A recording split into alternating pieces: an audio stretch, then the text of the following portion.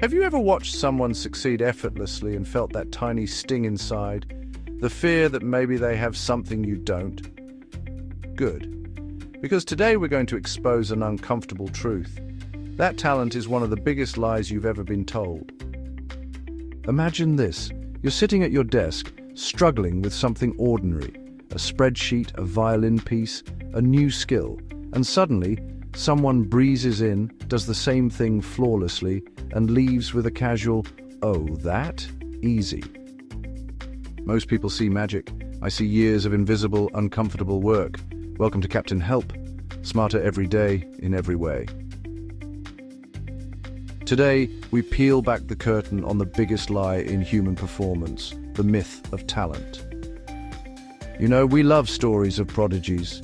The toddler who plays Mozart, the colleague who thinks in frameworks while you're still finding your pen, and of course the entrepreneur who just has a gift for business. But if you look closely, and Captain Help always looks closely, these people didn't start ahead, they pulled ahead. Think of the football legend who spent childhood evenings kicking a ball against a brick wall until his toes went numb. Or the violinist who practiced slow scales while her friends were out biking. Or the CEO who read annual reports for fun long before anyone knew what EBITDA was. Talent is the name we give to the hard work we never witnessed. But you know, there's another twist nobody really talks about. Being labeled as talented isn't actually a blessing, it's kind of a trap. When people grow up hearing that they're gifted, they don't become fearless. More often, they actually become careful. Because, honestly, if your whole identity is the talented one, then every mistake starts to feel dangerous. Every challenge seems like a risk. And every failure, well, it isn't just inconvenient, it feels personal. So, what do many talented people end up doing? They go for easy victories. They avoid situations where they might look clumsy, and they stick to the places where they already shine. And you know, ironically, the people who weren't really praised for talent, the ones who had to grind, often end up surpassing them. Not because they started ahead, but because, well, they weren't afraid to look foolish long enough to become great. But let's be clear, talent does exist, just not in the magical way people imagine. Talent can give you a small head start, especially in the very beginning. Some people pick things up faster, some move more naturally, some hear things more sharply, but honestly, a head start is not a free ride. Talent is the spark, deliberate practice is the fire. And that early spark doesn't matter much once the hours really start to add up. You know, people with less talent often end up passing the naturals simply because they're willing to do the slow, unglamorous work that the naturals usually avoid. Talent, honestly, only explains the first 20 hours. Deliberate practice, well, that explains everything after that. Most people think they're practicing when, really, they're just rehearsing their comfort zones.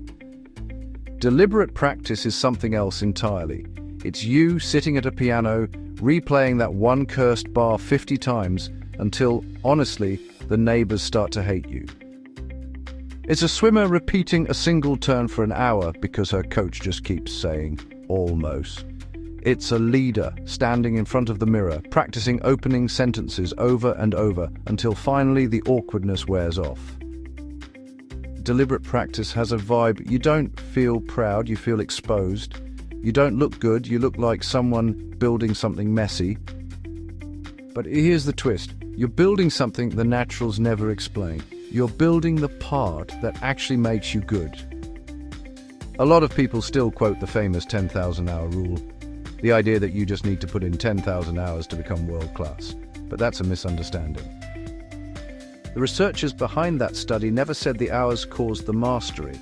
They said the mastery came from deliberate practice.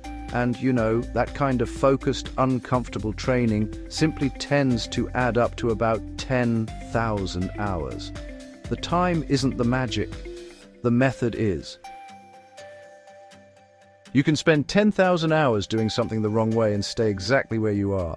And right when you're doing that, right when you feel stuck, slow, and almost ready to quit, You hit the plateau. Everyone hits it. It's the flat, frustrating middle where nothing seems to improve. Most people think a plateau means they're failing, but the plateau is where the real rewiring happens. Your brain is reorganizing, strengthening, integrating. You know, progress is happening. It's just not visible yet. The real tragedy is that most people give up precisely at the moment when things are about to click. So, picture two people in the same job. One comes in, does tasks on autopilot, and then leaves. 10 years go by. The other keeps poking at their weaknesses, rewriting one sentence like 10 times, asking for feedback nobody really wants to hear, and trying the difficult client instead of the easy one. From the outside, same job title, same years of experience, but inside it's a different brain. Improvement doesn't come from time. Time just passes, that's all. You create the growth by choosing difficulty in small, controlled doses. And here's something most people don't realize. Growth doesn't happen during practice.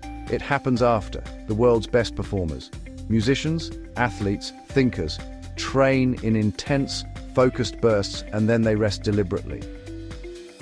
Not lazy scrolling, but actual recovery.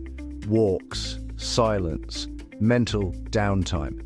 The brain builds the improvement when you stop touching the skill. Deliberate practice demands deliberate rest. Without it, you don't grow, you fray.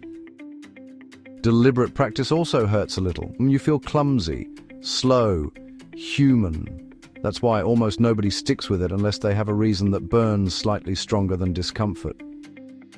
Maybe you want to finally become the person people turn to when things get tough. Maybe you want a skill that frees you, financially, emotionally, creatively. Maybe you're tired of feeling average at something you secretly care about. Motivation is the quiet engine that keeps you in the practice room when Instagram looks more appealing. It's the voice saying, yes, this is uncomfortable, and yes, this matters. Without that, why, nobody lasts long enough to outrun the naturals. Let's walk through tomorrow morning. You sit down with your coffee and think, okay, what's the one tiny thing that annoys me about my performance? Maybe you stumble at the start of presentations. Maybe your YouTube hook feels a bit flat. Maybe your negotiation skills fold like a cheap tent. So, pick one, make it microscopic. Practice that one thing with focus. Just 10 minutes. No heroism needed. And hey, get feedback from someone who won't sugarcoat it. Then, repeat the uncomfortable part. Not the whole performance, only the weak link. And, take a break afterwards. That's honestly part of the process. The improvement settles in the silence, not in the struggle. And here's the magic. You won't notice improvement from day to day, but in a month people start asking, wow, when did you get so good at this? And you'll think back to those 10-minute sessions where you felt ridiculous and smile. Because here's the final twist. You see your own struggle from the inside, but you see other people's results from the outside. So you assume they're talented and you're slow, but they have their private battles too. The hours, the doubts, the messy drafts. You just never see them. So don't compare your behind the scenes to someone else's highlight reel. Really, it's just not fair to yourself. This is how it always unfolds. You work quietly. You stay a little uncomfortable. You rest deliberately. You get feedback, adjust and repeat. And then one day, without any fireworks, you just cross a line. People assume it's talent. They tell you you're gifted. Sometimes they even whisper that you just have it. But, they don't see the hours, the micro failures, the private battles. But you do, and honestly, that's the real reward. Greatness isn't inherited, it's built awkwardly, painfully, and, beautifully. This was Captain Help. Each episode of Captain Help explores how we think, live, and misread each other. Calm reflections with a hint of irony and a whole lot of sense. Captain Help. Smarter every day in every way. See you in the next episode.